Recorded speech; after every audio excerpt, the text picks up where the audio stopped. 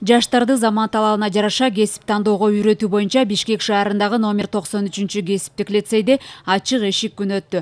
Иш-чарага Борбордун жана Чүй облусунун мектептеринин бүтүрүүчү класстары катышты.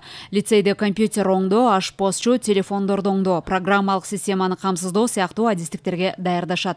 Балдар 9-класстын базасы менен 2 жыл контракттык жана бюджеттик негизде билим алып, келечектеги кесибине багыт алынат. Быйыл заман талабына жараша жаңы окуу жылында программист кесиби да кабыл алынууда.